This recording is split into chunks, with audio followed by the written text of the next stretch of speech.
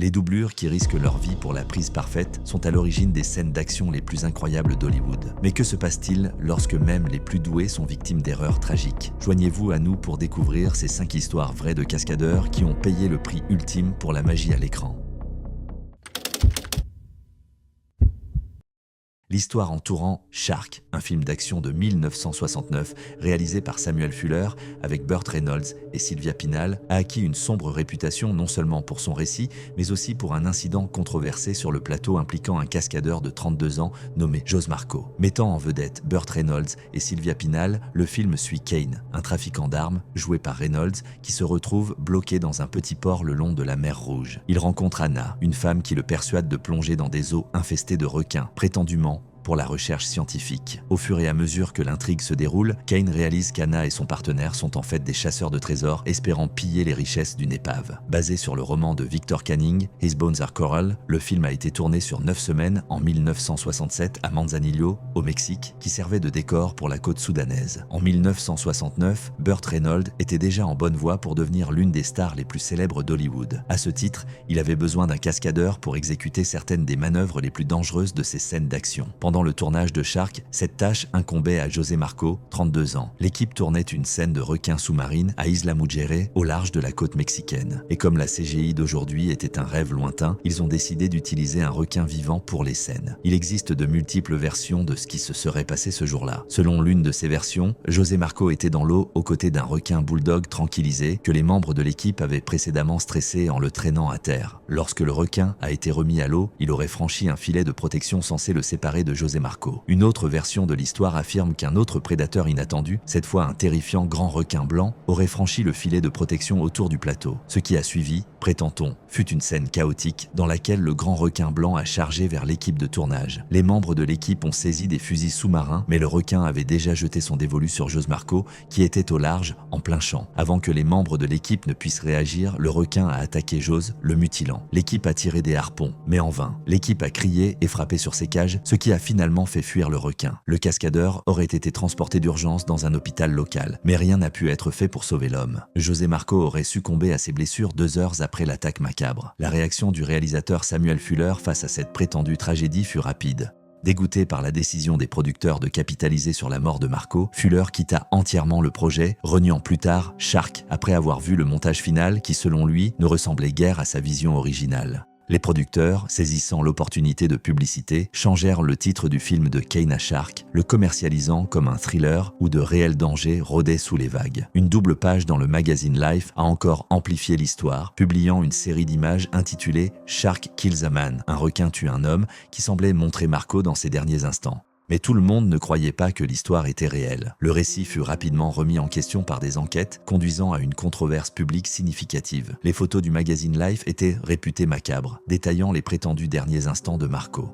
Cependant, le journaliste Dewey Bergman du magazine Skin Diver a mené une enquête méticuleuse, et ses conclusions ont jeté le doute sur toute l'histoire. Bergman a rapporté que malgré des enquêtes approfondies, il n'avait pu trouver aucune trace de l'existence de Marco, et encore moins de sa mort tragique. Les journaux mexicains étaient notablement silencieux sur la prétendue tragédie. Même l'hôpital où Marco aurait été soigné a nié toute trace de son admission ou de tout traitement de victimes d'attaques de requins. Pour Bergman, l'absence de dossier dans un circuit de presse local autrement actif soulevait de sérieuses questions sur l'authenticité de l'histoire. Ajoutant au scepticisme, Bergman a fait valoir que la scène sous-marine du film, dans laquelle un requin semble attaquer un homme, présentait des incohérences, notamment alors que l'article de Life avait fait référence à la fois à des requins bulldogs et à de grands requins blancs, Bergman croyait que le requin dans les images était probablement un requin gris, qui avait potentiellement été sédaté ou même mort. Cette théorie a été renforcée par le biologiste marin Richard Ellis, qui a souligné le scénario improbable d'un grand requin blanc traversant un filet de protection. Ellis a affirmé que les photographies publiées dans Life avaient été créées à l'aide de quantités abondantes de ketchup pour les faits, et la recherche de Bergman sur les photographies publiées par Life suggérait qu'elles étaient mises en scène. Réalité ou fiction, l'histoire de la mort macabre de José Marco reste l'une des histoires les plus choquantes de cascadeurs perdant la vie pendant un tournage. C'était en 1978 et un saut audacieux d'un gratte-ciel de Lexington était sur le point de faire d'Adjé Bakunas, 27 ans, l'un des cascadeurs les plus célèbres de l'histoire. les caméras tournaient, Bakunas se tenait au précipice d'un chantier de construction de 22 étages, prêt à tenter une chute record. Le cascadeur avait quelque chose à prouver au monde. Puis, il a fait le pas final et décisif et tout a basculé. Né Albert John Bakunas Jr., il fut un cascadeur pionnier dont la carrière commença après avoir quitté son poste de professeur de gymnastique à Fort Lee, New Jersey, en 1974. Son premier travail de cascadeur est apparu dans le film de 1975, Un après-midi de chien, mais Bakunas fut rapidement célébré pour son expertise dans l'exécution de chutes de grande hauteur, une compétence qui a rapidement défini sa carrière. Dès le début, Bakunas a travaillé aux côtés de grands noms tels que Burt Reynolds dans le film Hooper. En 1978, il avait établi un record du monde avec une chute spectaculaire de 230 pieds, environ 70 mètres, depuis un hélicoptère, mais peu de temps après, son record fut dépassé par le cascadeur Dar Robinson qui réalisa une chute encore plus haute à 286 pieds, environ 87 mètres. Cette tournure des événements inspira Bakunas à viser quelque chose d'encore plus extrême. Il était déterminé à récupérer son titre, quels que soient les risques encourus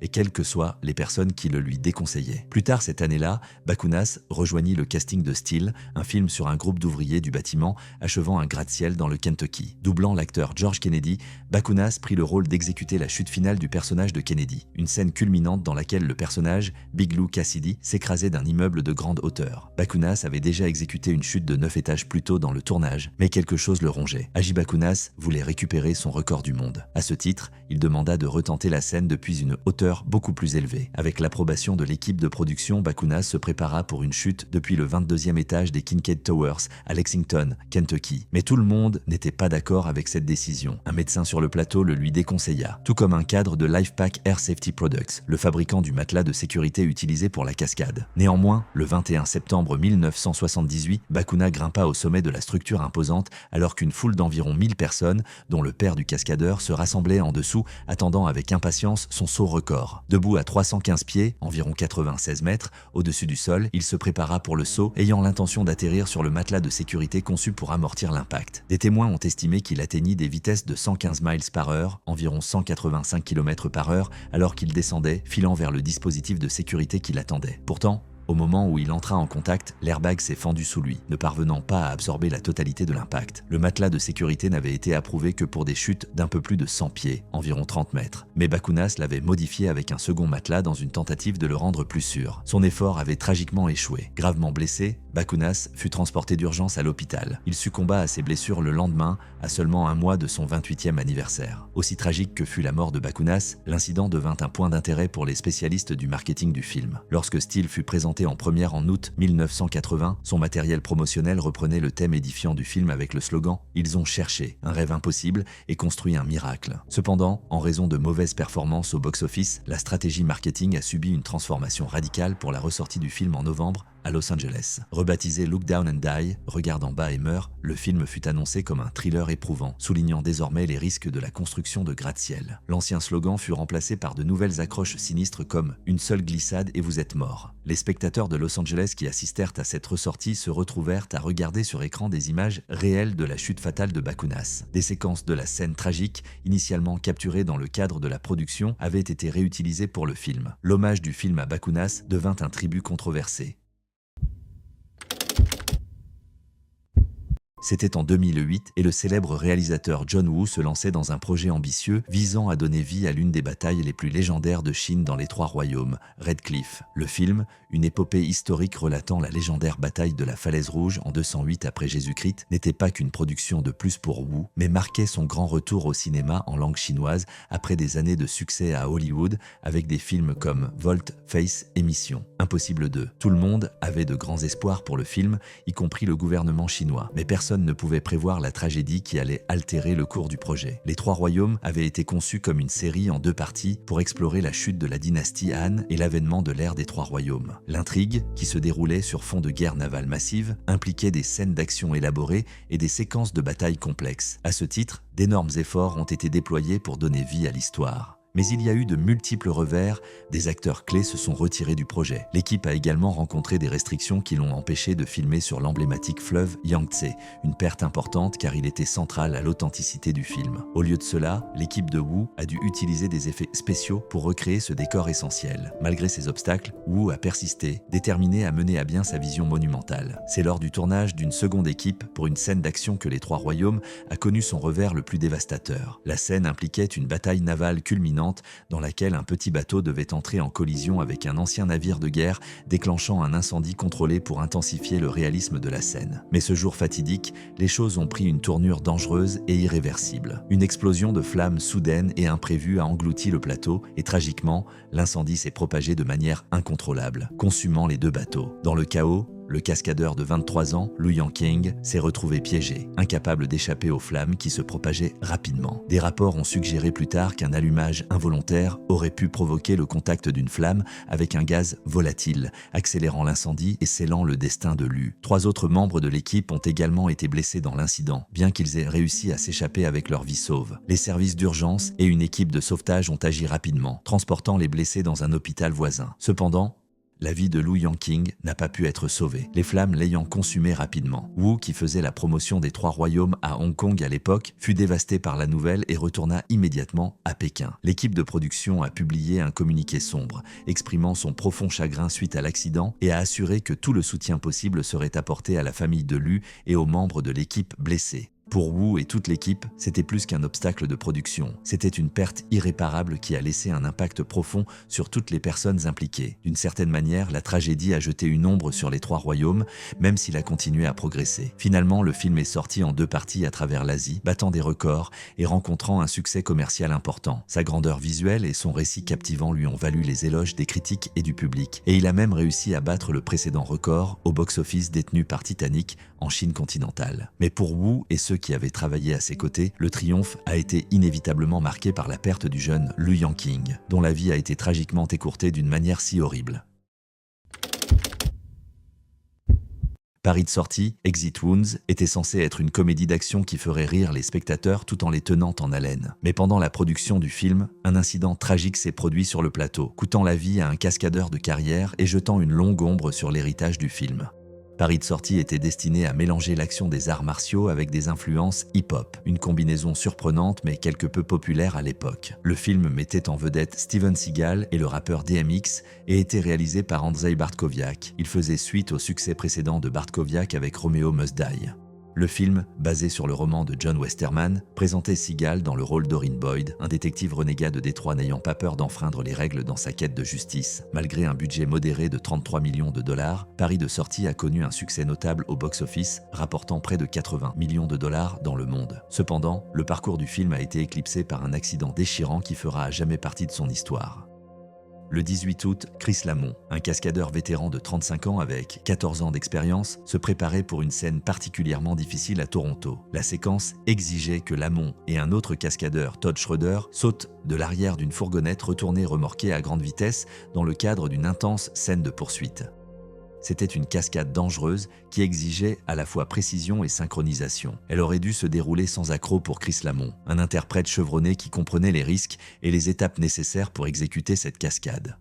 Pourtant, quelque chose s'est produit. Alors que les caméras tournaient, les choses ont terriblement mal tourné pour le cascadeur de 35 ans. Dans ce qui fut plus tard décrit comme un faux pas, Lamont a perdu pied alors qu'il sautait de la fourgonnette. C'était un moment crucial.